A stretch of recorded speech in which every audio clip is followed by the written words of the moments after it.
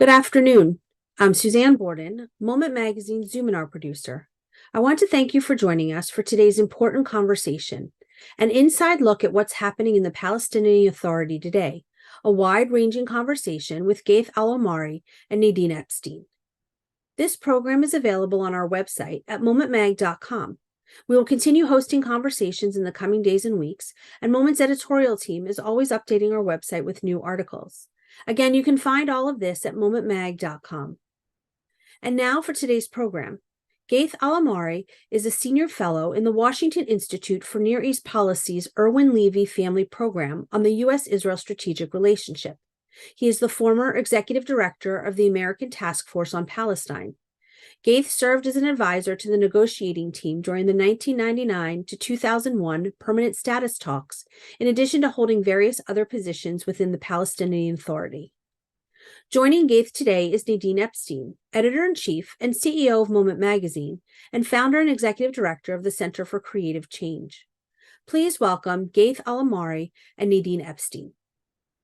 Thank you so much, Ghaith, for joining us today.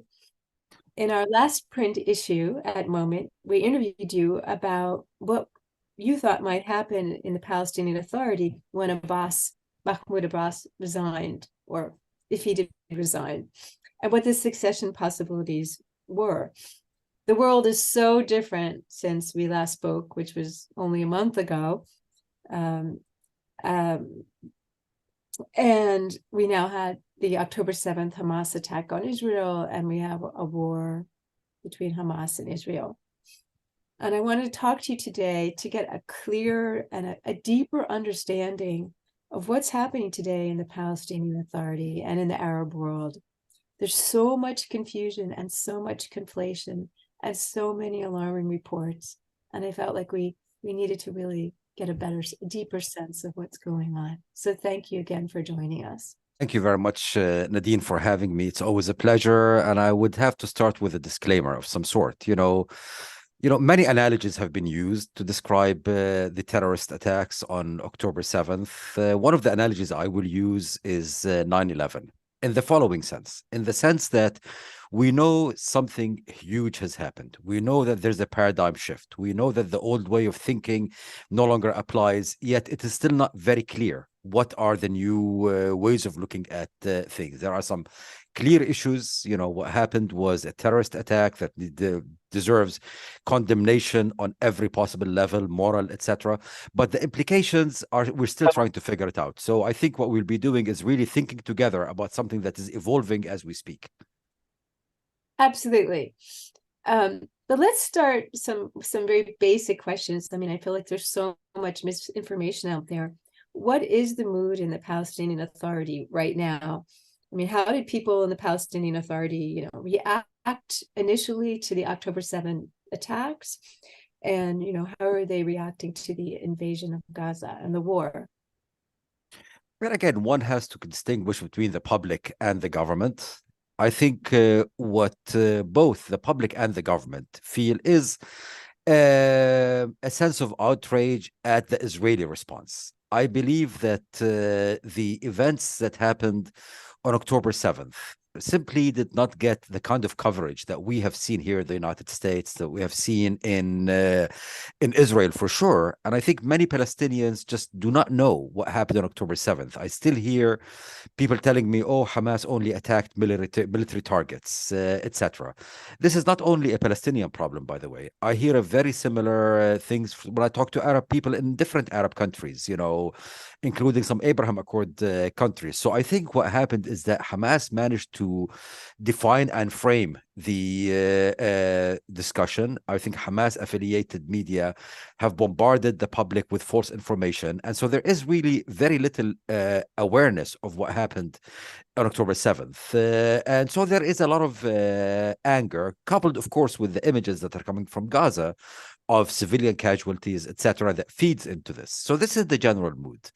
I think for the Palestinian Authority in particular, as a government, they did under assume, and I think rightly so, that part of Hamas's motivation was to also create instability throughout the region, including the West Bank itself. They knew that they were a target, politically speaking, of all of this. So they're taking a very defensive position, but their ability to take a more forward, more, I would even say, courageous position is limited by the fact that they are so politically weak that they feel that they cannot confront their public opinion, but rather will have to basically ride that wave. Well, let's go into that in a minute. But first, I wanted to ask you, what do people in the Palestinian Authority and what do people in the Arab world, why do they think Israel is invading Gaza? There is a narrative, this is a long-standing narrative, that Israel is interested in acts of aggression.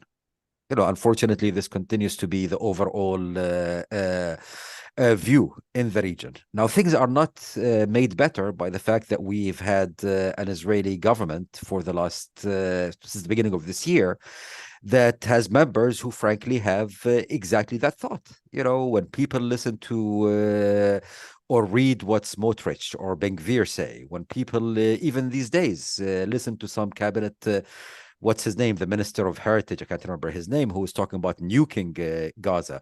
So there is enough, I think, over the last year, fodder to reinforce these ideas. But at a fundamental level, I do believe that the image of Israel continues to be as a country that is aggressing, that as an aggressor. And I believe for a number of reasons, and we can go into them in more detail, Israel has failed to actually address the Arab public and show them the other side of Israel. That's a really interesting point. We'll get back to that too.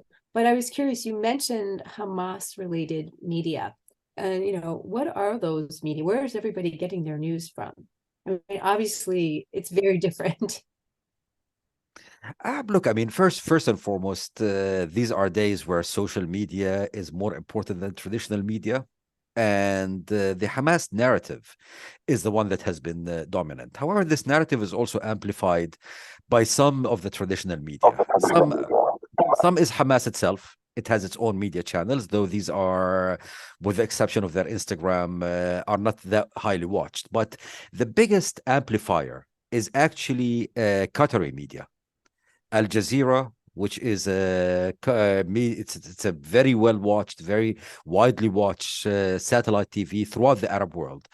And they basically have not only been echoing the Hamas narrative. I would even say they've been upping it, one or two levels. When you start seeing every second day, and I'm not exaggerating here, an article on their website that celebrates the humane way in which Hamas treats the hostages, when it reinforces the idea that Hamas doesn't, the false narrative that Hamas doesn't target civilians, etc. When it takes something like the hospital bombing a few weeks ago, until today, I was checking their website earlier this morning, and they are still saying this is an Israeli attack. This is where people are getting their news.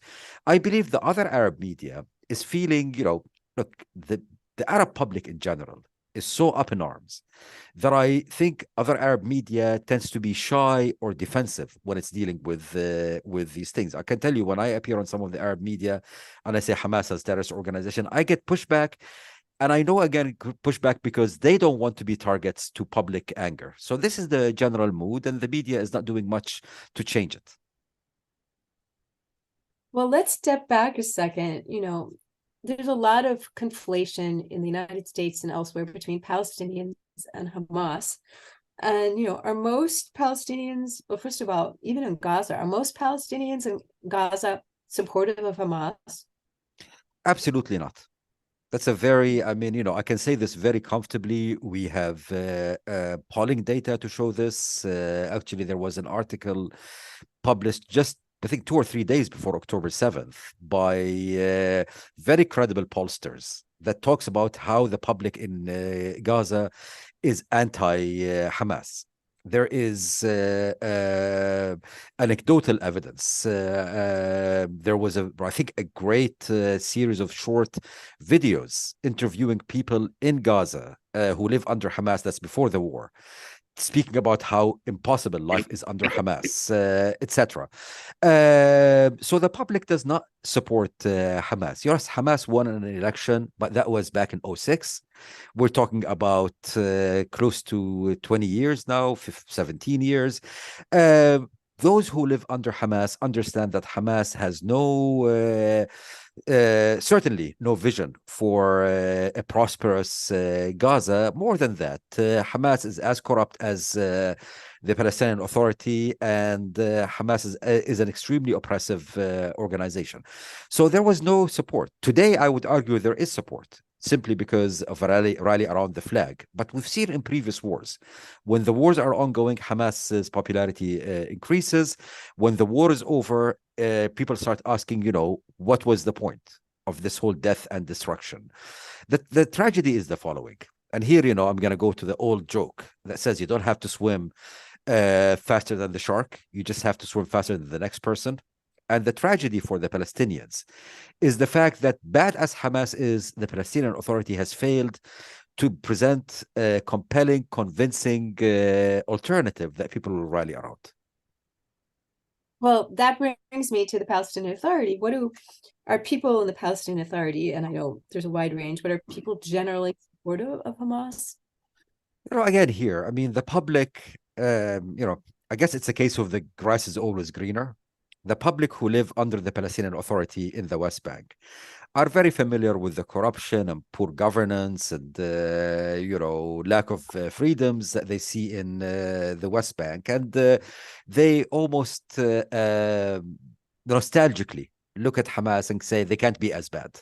So we see this ironic situation where people in Gaza are more anti-Hamas than people in the West Bank, just because of the experience. But by and large, look, I mean, what we've been seeing as well, and this is not really a Hamas point per se, yet because of the failure of diplomacy and negotiations, there's been an increased view that violence might be the way.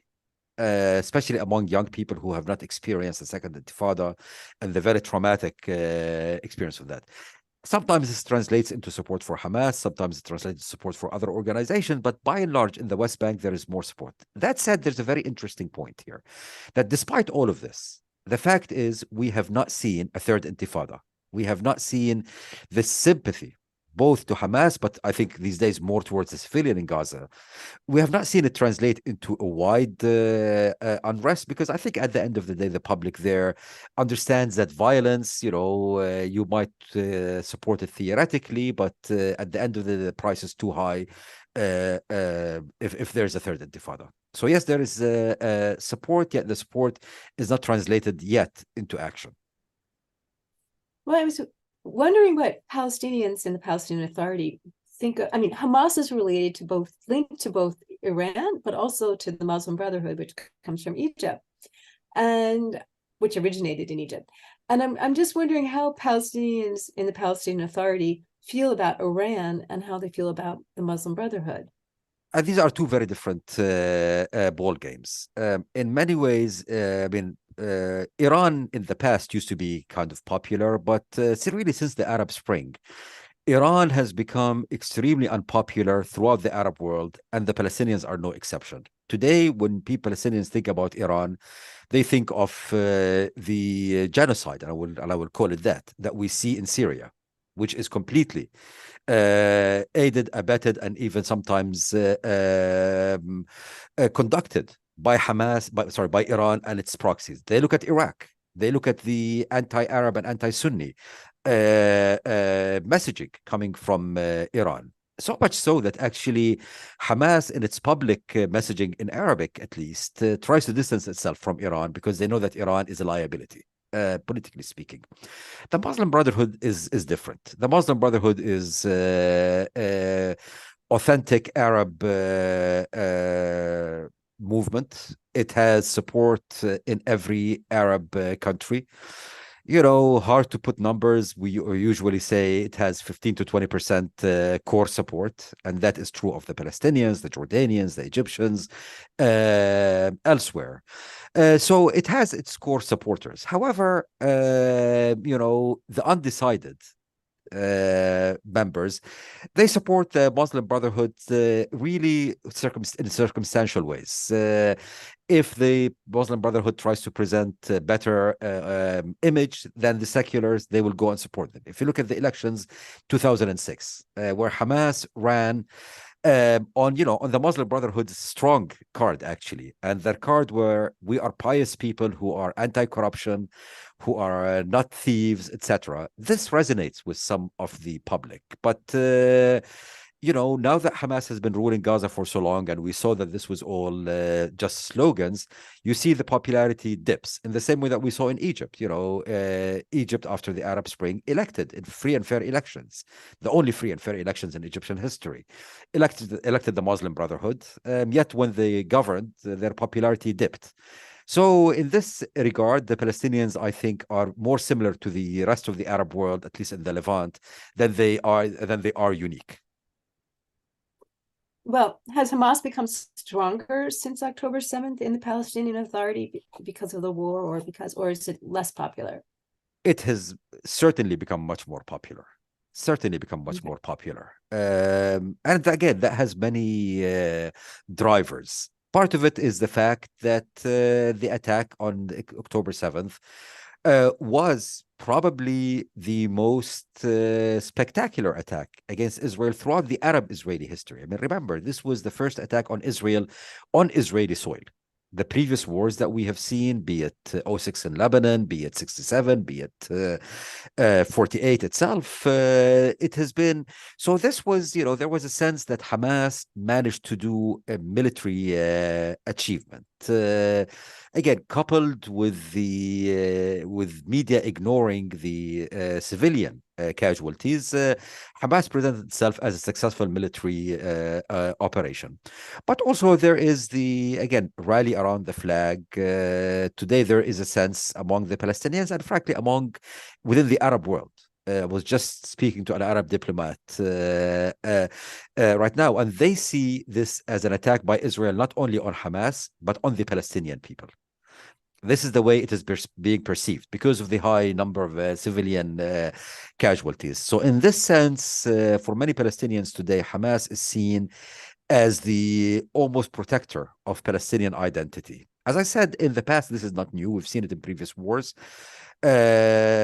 Usually this popularity dips. The challenge today is though political, because today the Palestinian Authority, being so weak, is really playing second fiddle, is really in many ways echoing what Hamas is saying. And I fear that the day after the war, if Hamas manages to survive, which for Hamas would be a victory, Hamas will emerge as the central, main, only speaker for the Palestinians. The Palestinian Authority has become so discredited that I fear that Hamas will then take over the Palestinian national movement as a result of this war. This has implications for Israel, for the Palestinians, and for the wider region. But this is part of Hamas's own calculus.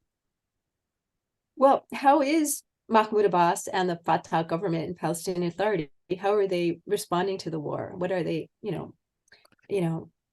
what have they been doing? What have they been saying? What have they been doing? I mean, I think they have a three-pronged approach. I think on the ground, the Palestinian Authority, using its security forces, is still trying to prevent a full-scale security breakdown in the West Bank. And maybe some of your viewers don't know, but really for the last decade, I would say, the Palestinian and Israeli security forces have been cooperating very, very intensively. And that is something that prevented many terror attacks. That's something that prevented the breakdown of security in the West Bank. That continues, maybe at a lower scale, but that continues. And part of the fact that that things in the West Bank have not exploded relates to the performance of the Palestinian security forces, which so far have been trying to prevent Palestinians from going to friction points, etc. So that's kind of the quiet on the ground part. In terms of diplomacy, the Palestinian Authority is really pushing for a ceasefire because they understand the longer the war goes, the more tense things become, the more chance of a breakdown in the West Bank, and at the end of the day, the civilians who are being killed in Gaza are Palestinians, and the Palestinian Authority feel the responsibility towards them. Yet what bothers me is, and I think both of these are legitimate actions by the Palestinian Authority. What bothers me is on the messaging level. Because again, the Palestinian Authority, whose popularity is extremely low even before the war started, whose legitimacy is under question because of its poor governance, because of all of that, because of the failure of diplomacy, all of that, feels so weak that they cannot confront the Hamas narrative, so they start echoing it. To me, it was very interesting at the early days of the war. There was a phone call between President Biden and President Abbas, the head of the Palestinian Authority, in which the irony is it was Biden who said the Palestinian Authority is the only authority that speaks for the Palestinians. Abbas felt too weak to say that. He then said it, and he got under so much, he basically said Hamas doesn't represent us. He got so much pressure that he walked that back. So they don't feel legitimate enough to take a position, and unfortunately, they are not providing the moral leadership that I believe the Palestinian people need today in these times. Well, wasn't there, didn't Abbas call for one of the MKs to resign over comments casting doubt on the October 7th massacre? No, that was the other Abbas. That was Mansour Abbas. Mansour Abbas, and this is confusing. Okay, explain this. Okay. Mansour Abbas is the head of the Islamic movement in Israel. So he's an Israeli citizen. 20% of Israel are actually. He's the head of the Arab Party. He's the head of the Arab Party. And he basically, for the first time in the history of Arab citizens of Israel, he joined the previous coalition in Israel, the coalition that was under Naftali Bennett and Yair Lapid. And he has, I have to say, he has been someone who is the clearest moral voice in all of this. He was very clear from day one. I think the only Arab, not only in Israel, but throughout the Arab world, to come out and say, the only Arab political leader who will come out and say what Hamas did was unconscionable, was condemnable, was neither morally nor religiously acceptable under any terms. Since then, he has been clearly saying to the Israeli Arabs, do not turn this into a Jewish-Muslim war. It is not. Hamas is the enemy of both Jews and Muslims in Israel. So I find myself someone who is very secular, someone who, frankly, I'm very anti-religious parties, holding this man in great admiration because he is providing this voice of moral clarity like no one else right now throughout the Arab world, and certainly in Israel and in the Palestinian arena. But he is, at the end of the day, has no real sway on the Palestinians in the West Bank and Gaza. He's an Israeli political figure. He's not a Palestinian political figure. But I have read articles that, Israeli Arabs, Israeli Palestinians see themselves coexisting with Israel and have a different attitude towards what's happening. And is that partly because of him? And is that something that you've heard? That is certainly true. And I'm shaking my head because I think it is one of these things we are at an inflection point in some ways. I think the old generation of Arab Israelis, some prefer to call themselves Palestinian Israelis. Some of them do see themselves still primarily as Palestinians and do not accept themselves as full citizens of Israel. Yet the younger generation, I think, is changing. The younger generation understand that, and to be very clear, being an Arab in Israel is not necessarily a great thing. There's a lot of systemic discrimination, etc. Yet at the end of the day, these people see themselves as Israelis and see their challenge is very similar to the challenge of, other national minorities elsewhere. They see it as a civil rights issue. They see it as something that they can address using the Israeli legal system, the Israeli political system. That's why someone like Mansour Abbas, joined the previous coalition. That's why they run for the Knesset. And I think in many ways, the Arab Israeli public is still split on which way to go, but my sense is that the younger generation are moving more towards the Mansour Abbas way of thinking and less in the old thing. What is making it very difficult, however, is that we are starting to see some of the more, and I'll say it as it is, some of the racist voices on the Jewish Israeli side getting a higher platform. When you have someone like Ben Gvir or Smotrich as cabinet ministers who are pushing for very anti-Arab, not only anti-Palestinian narrative, this is creating complexities. Yet I see the trend lines in the Arab-Israeli community to be much more positive and much more leaning towards more integration. And I have to say, in this war, at least that particular political party has been particularly admirable. And as you started the question, they even are calling on one of their own members, a Knesset member, to resign because of what she said. So it tells you where they are. That's fascinating. That's fascinating. Well, let's switch back to Mahmoud Abbas for a second. He was already, when we spoke, last month, and he's older, and he's also not in great health. And I'm just wondering if he's functioning fully, and if he's not, are there other people who are really running the show? No, he is functioning fully. No, he is functioning fully. I mean, he is functioning fully. He's still completely in control. He does have his lieutenants, obviously, who run other things, but he is still in charge. The problem is, though, the following. I mean, maybe let me take a step back. In some ways, Abbas is someone who has never been comfortable with dissenting voices around him. So he has been eliminating, politically speaking, eliminating not only his opponents, but also anyone who actually sees things slightly differently. So while he is completely in charge, he is actually in charge of a smaller piece of the pie, if you wish. Because a lot of the people who we would have relied on to, for example, calm the street using the Fatah movement, which is the political party that runs the Palestinian Authority, they've been so alienated that while Abbas continues to control the machinery of government in the Palestinian Authority, his political reach has become so limited just because he alienated so many of the independent voices and thinkers that his ability to control the political environment and the street beyond the machinery of government has become much more limited, and it's creating a vacuum. Well, you talked about the generational divide within Israel, and I was wondering about the generational divide within the Palestinian Authority. I mean, how are younger people who, as you pointed out, don't have a memory of the Second Intifada, how are they responding? How are they reacting?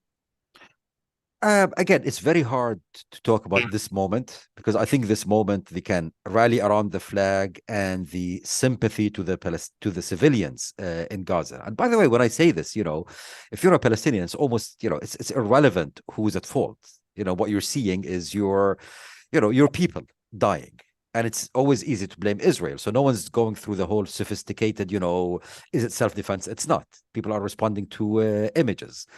That said, everyone right now is rallying around the flag. But if I want to go even before October 7th, and I have to say, I was worried where the trends are going, because the young generation has, as we mentioned, does not remember the traumatic days of the Intifada. So it doesn't remember the futility, beyond the futility, actually, the damaging aspect of using violence.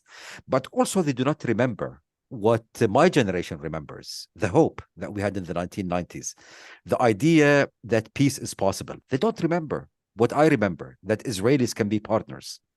For my generation, I could easily make a statement or a claim that we have Israeli partners, because I could demonstrate it in the 1990s. We were working together on trying to reach peace, on developing the economy, on so many different things. There were partnerships on so many different levels.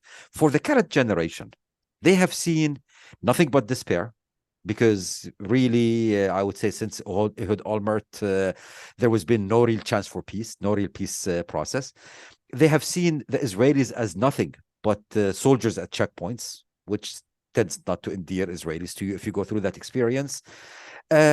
So the young generation doesn't remember the pain of violence, nor do they remember the hope and the positive sides of cooperation.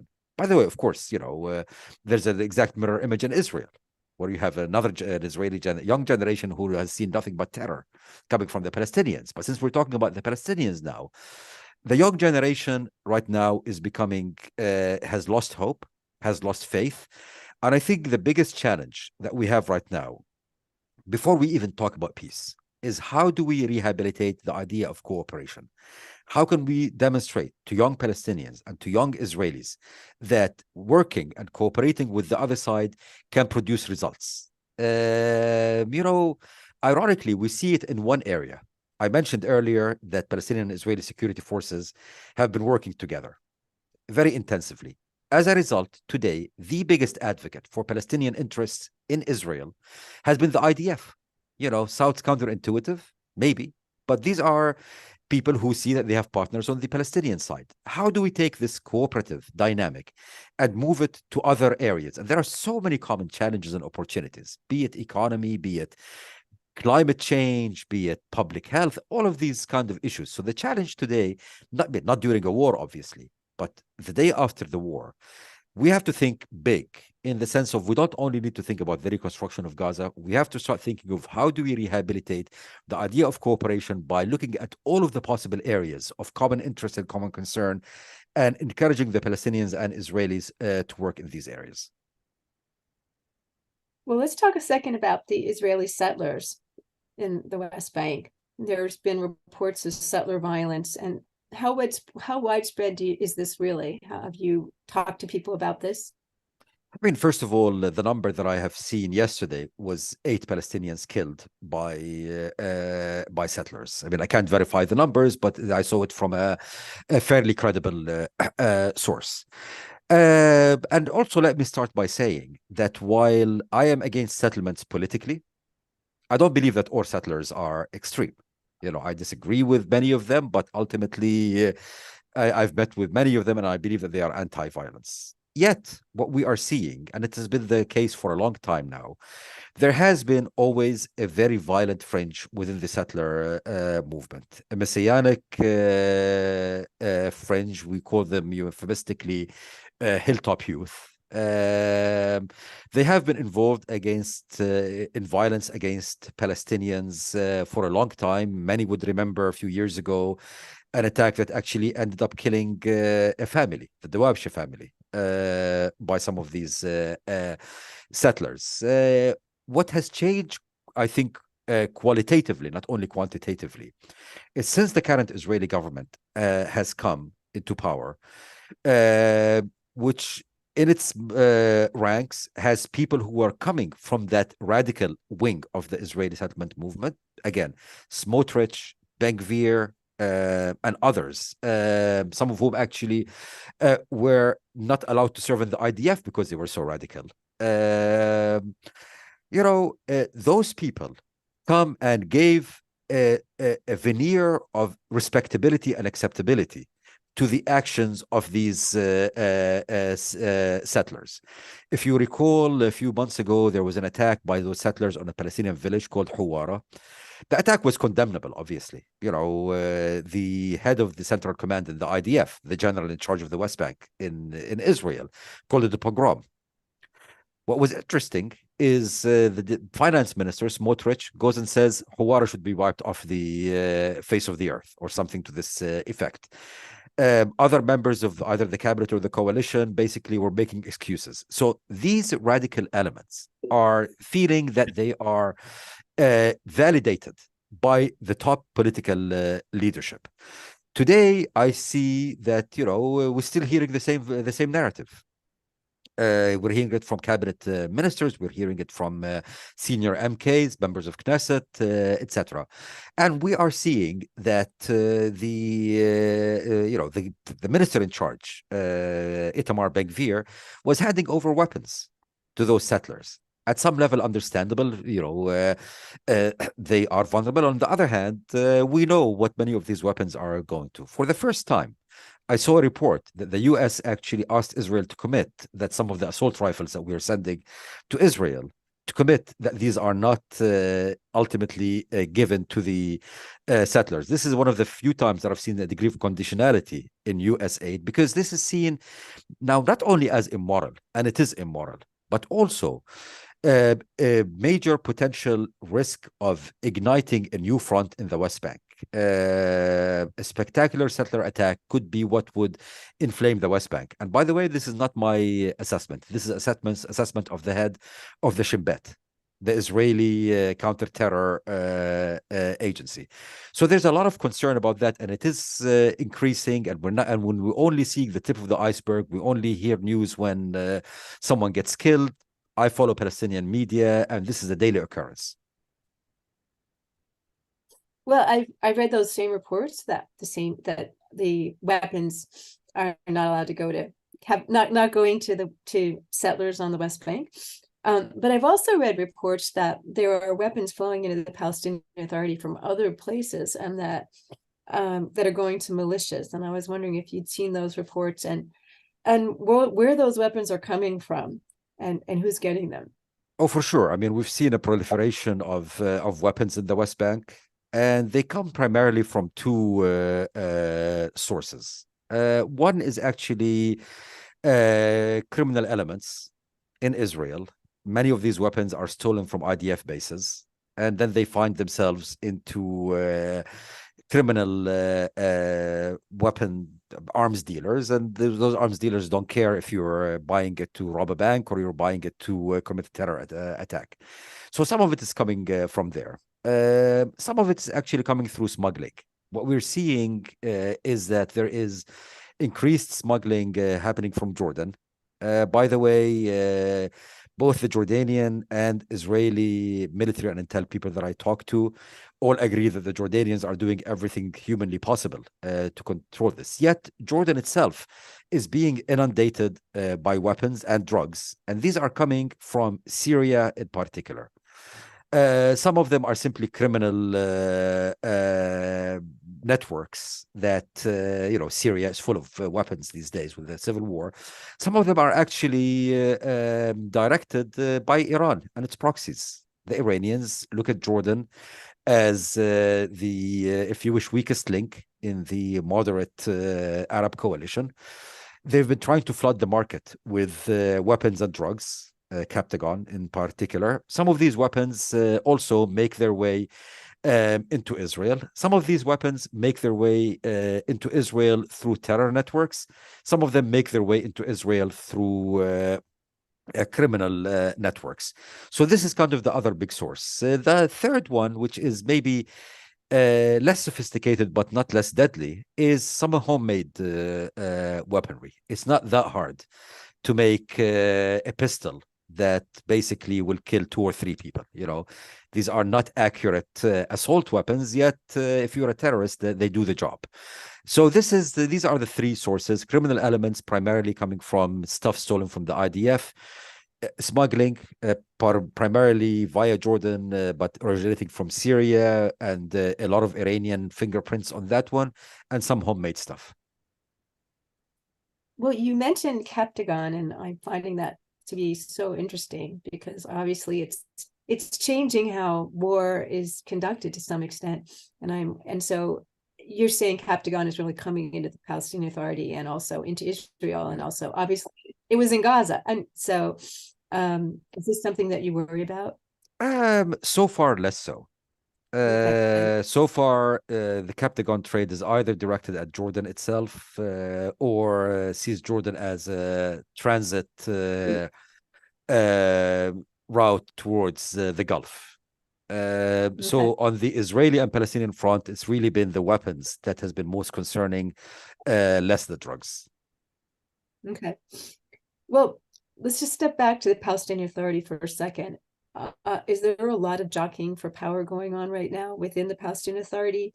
I mean, is the crisis impacting possible succession, or is really right now, are really people more rallying around in the government, at least, or government officials rallying around Mahmoud Abbas? No, I mean, they're rallying around Mahmoud Abbas because I think, look, if you asked me this question on October 6th, I could have gone in great length about everyone jockeying. I think after October 7th, the Palestinian Authority, politically speaking now, is in survival mode, meaning right now they are not sure that the day after the war that they will continue to exist as a meaningful, relevant address. I think Mhm. one of the objectives of Hamas's attack is to present itself as the political and diplomatic address for the Palestinians. And I think the jockeying today is how to become relevant as an entity the day after the war. So it's, let's survive it, then we'll figure out who's gonna, get the silverware and the china, as it were, from the sinking ship. Though what we're seeing, which is quite interesting, a completely new set of conversations coming into the mix. And the weakness and the complete lack of effectiveness of the Palestinian Authority. The fact that the Palestinian Authority is in no shape to take over Gaza, assuming Israel succeeds in completely eliminating Hamas's governing abilities, has really brought back the question of, wait a minute, maybe we should start thinking about reform in the Palestinian Authority. Maybe we should start thinking about some of the names that were sidelined, and because the current team in Ramallah has basically failed. And so we're starting to see names like, the exiled Gaza Fatah strongman Mohammed Dahlan coming into the mix. We start seeing names like the former Prime Minister Salam Fayyad, a reformist Prime Minister, come back into the mix. I'm getting phone calls from government people from different governments, American, European, and otherwise, asking, what names to look at. So I think this have reignited a degree of interest and a degree of realization that a big part of the problem today is the dysfunction in the Palestinian Authority, and any future scenario has to include a degree of rehabilitating and reforming the Palestinian Authority that will bring other names into the mix. Well, is there any likelihood that the Palestinian Authority could administer Gaza after whatever happens is going to happen? I mean, is there capacity? Is there interest? Absolutely not. I mean, in the short term, absolutely not. There is no interest. Let me start with this, because the Palestinian Authority, and I understand this, does not want to be seen as riding into Gaza at the back of Israeli tanks. I mean, you're already being accused of being a collaborator. What more to kind of prove the point? So I think both Abbas and the Palestinian Prime Minister Mohammed Shtay said this publicly. But even if they wanted to, they just can't. I mean, to be very blunt, had we had this conversation on October 6th, we would have been talking, I think, at length about how the Palestinian Authority has lost control in parts of the West Bank, Jenin, Nablus, Hebron, where groups like the Lions Den and the Jenin Brigade and all of these groups that we don't hear of these days, but the Palestinian Authority has been unable to govern. Now, its inability to govern, in my mind, is not because of the lack of resources. I look at the security sector, for example. The US has invested a lot to create what I believe to be a very capable, very professional Palestinian security sector. We have a 3-star general on the ground who is helping building these forces. The problem is not capability. The problem is political ability. When your public does not trust you, when 60%, according to a poll from a credible source that I saw, believe that the Palestinian Authority is a liability, not an asset to the Palestinian people. When 80% of the Palestinian public believe that their government is corrupt, its political and moral ability to exert its control has been so badly eroded. If your public doesn't trust you, you cannot do security. That's it. That's a basic in security doctrine. So today, if the Palestinian Authority were to go back to Gaza, where no one trusts it, when everyone sees it as corrupt, when the region doesn't trust it. When I talk to Arab officials from various Arab countries, and they tell me, we don't trust Bibi and we don't trust Abbas. It tells you that it doesn't have the capability. No one's going to trust the Palestinian Authority to reconstruct Gaza when we know that the corruption is so rampant. No one's going to trust them to. Sorry. So this is, this is, I think, where we are. There isn't the functional or political ability right now to govern Gaza. But you've told me in the past that there are some really good, smart Palestinian leaders that are not participating in the politics in Fatah and also throughout the Palestinian Authority. And is there any chance that some of these people that you have noticed who you feel are really good leaders Oh, may absolutely. actually might be able to become part of the system, or is there anything there that you see, any hope that you see there for these leaders? Oh, for sure. I mean, that's why I think, personally, I've been saying from day one that any day after plans for Gaza have to include a reform of the Palestinian Authority. I'm very glad to hear that this message, and I'm not trying to take credit here, but to see that this message now resonating when Tony Blinken, the Secretary of State, comes out and says a revitalized Palestinian Authority needs to play a role in Gaza. And I focus on the word revitalized. Revitalized means it has to be reformed. Revitalized means that the current team that has frankly failed, there's no other way of saying it, has to be replaced by a team that is more effective, more credible, more legitimate. So I certainly see this, and I see this as an opportunity to actually re-engage in reform. I mean, this might sound callous, and I don't mean it this way, but every crisis always has an opportunity embedded in it. And in the same way, the Second Intifada, which was a disastrous event for everyone involved, Palestinians and Israelis, in the same way that is what got the George W. Bush administration to prioritize the issue of reform and to produce some great results. I believe that this crisis will produce the same. As I said, I'm already hearing it in the background when I talk to officials, when you have the Secretary of State saying it publicly, when I'm hearing the exact same thing, not only from American and European officials, even from Arab officials that I've spoken to, I do have hope. But this is all predicated on the assumption that ultimately Hamas will be so badly degraded at the end of this that it will create the space. Because, maybe I have to say a word about Hamas here. And this is a word because so many people have said, oh, what Hamas did on October 7th is because of the occupation. Of course, the occupation radicalizes people. Of course, the occupation makes it easier for Hamas to recruit people. Yet Hamas as an organization has always been against peace and against normality. I remember when I was a negotiator, every time we make progress in the negotiation, and that was in the 1990s and early 2000s, Hamas will go and blow up something, a bus, a cafe, a restaurant, etc., just to make sure that diplomacy and peaceful means do not succeed. So for Hamas, violence is terror is part of their DNA as an organization. And that's why I say no one is willing to come and reconstruct Gaza.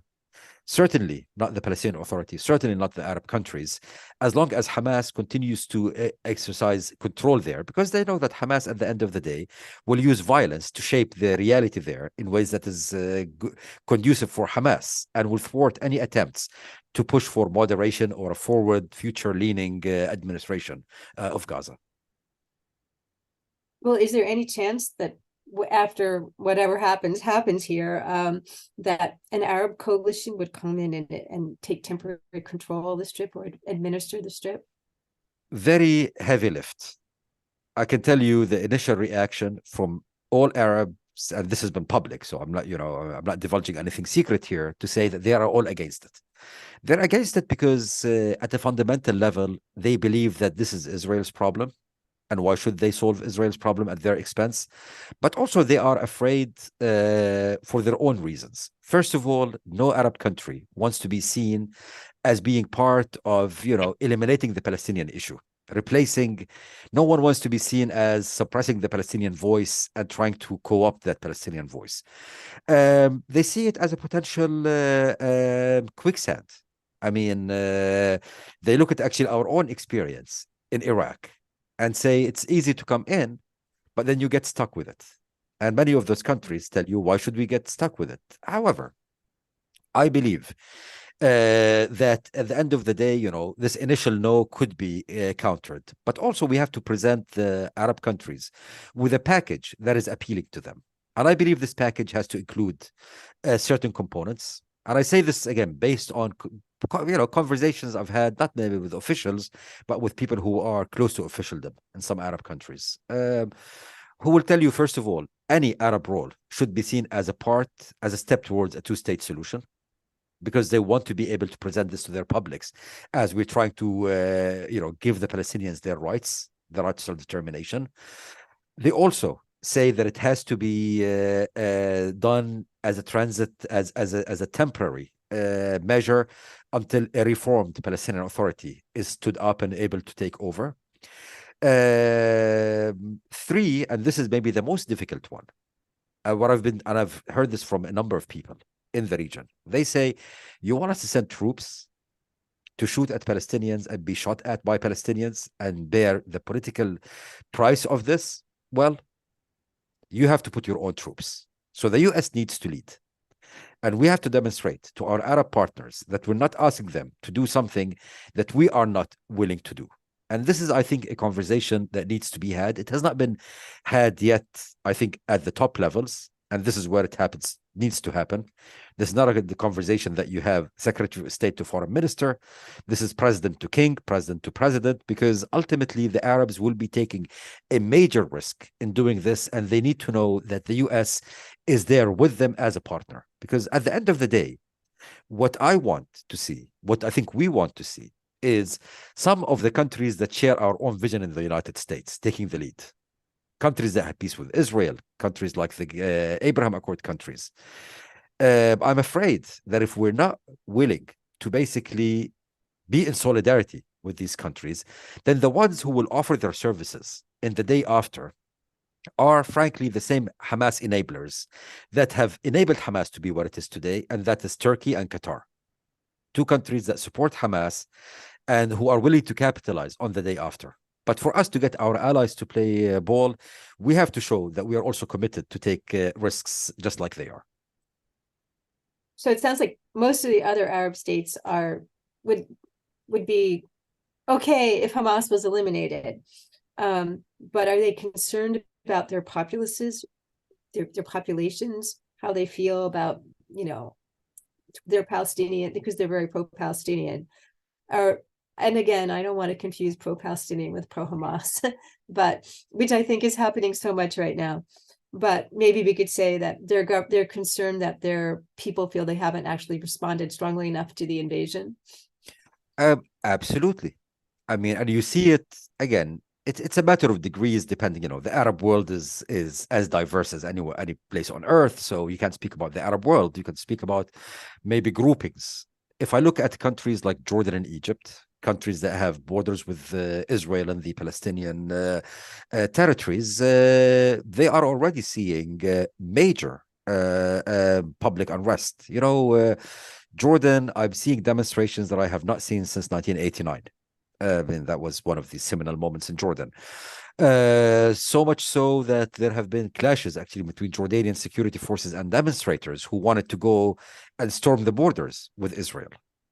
And the Jordanian security forces were saying, are you crazy? And so we're seeing, and this is happening on a weekly basis. Similarly, in Egypt, we're seeing something similar. Where the people are feeling different from the government, but the government's tamping down.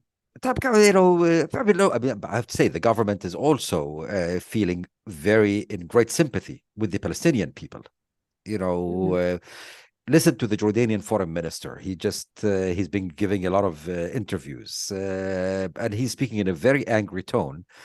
This is partly in response to his public, but I can tell you, and I know this for a fact, he's also very angry, because at the end of the day, we can analytically talk about what's happening in Gaza and Israel's right to defend itself, which I believe is obviously Israel's right, and no country can be expected not to react. Yet, at the end of the day, the amount of civilian casualties is such that it resonates with not only publics, but with officials.